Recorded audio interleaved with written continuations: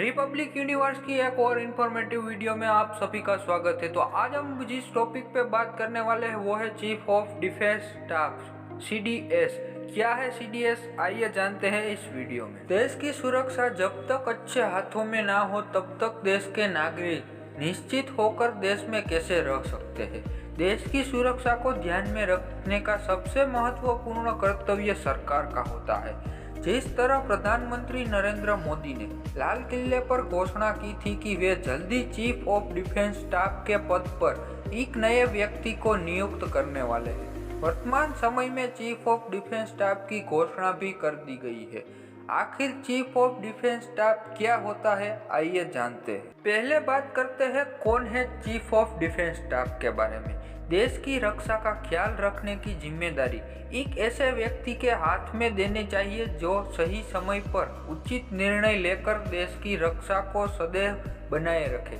Chief of defence वह व्यक्ति होता है जो प्रधानमंत्री और रक्षा मंत्री के पद पर आसीन व्यक्ति की महत्वपूर्ण रक्षा और रणनीति मुद्दों से जुड़ी सभी फैसलों पर अपने विचार विमर्श भी प्रकट करने का पूरा हक रखता है। वह प्रधानमंत्री का एक ऐसा सलाहकार होता है जो परमाणु मुद्दों पर भी अपनी राय सरकार को दे सकता है।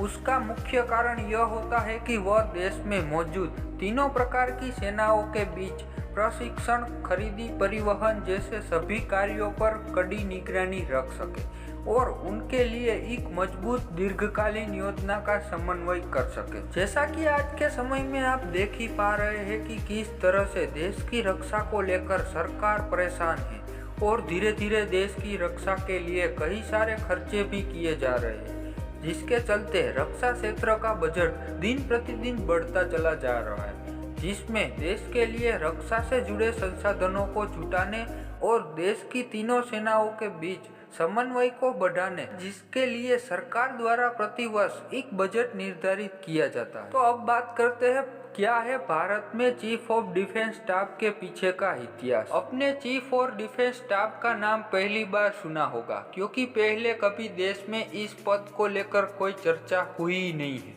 लेकिन भारत में पहली बार यह पद किसी अनुभवी व्यक्ति को नहीं सौंपा जा रहा है। इससे पहले 1999 के समय जब कारगिल युद्ध हुआ था, उस युद्ध के ठीक बाद भारत में चीफ ऑफ डिफेंस स्टाफ के पद को स्थापित किया गया था, जिसे सुब्रमण्यम समिति की सिफारिश पर लाया गया। इसी पद के लिए साल 2012 में नरेश चंद्र समिति के द्वारा chief of defence staff committee के स्थायी चेयरमैन की नियुक्ति के लिए अर्जी लगाई गई थी और वर्तमान समय में इस योजना पर सरकार कार्य कर रही है। तो अब बात करते हैं क्या होगा चीफ ऑफ डिफेंस का मुख्य काम। चीफ ऑफ डिफेंस के मुख्य कामों में उसे यह काम सौंपा जाएगा कि वह भारत में मौजूद सभी प्रकार की रक्षा समिति के लिए एक सलाहकार के रूप में काम करे। भारत में मौजूदा रक्षा संसाधनों को बेहतर बनाने के लिए उनका पुनः गठन करने के लिए मुख्य भूमिका निभाते हुए चीफ ऑफ डिफेंस नजर आएंगे। देश की रक्षा का पूरी तरह से ख्याल रखा जाएगा और रक्षा सेना के अंतर्गत आने वाली तीनों प्रकार की सेना के बीच संबंध में बैठाने का काम भी CDS का होगा।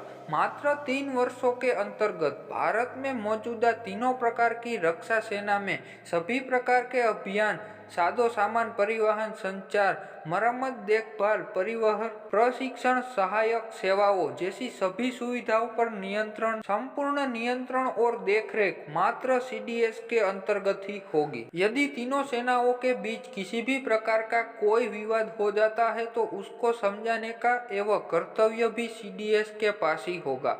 देश की तीनों अंगों की महत्वपूर्ण सेनाओं को प्रशिक्षित करना, उनको ट्रांसपोर्ट सर्विसेज प्रदान करना भी CDS का मुख्य काम होगा। सेना में मौजूद किस अधिकारी का ट्रांसफर कहां होगा और कब होगा, इस बात की सभी प्रकार की जिम्मेदारियां और निर्धारण भी CDS के पास ही होगा।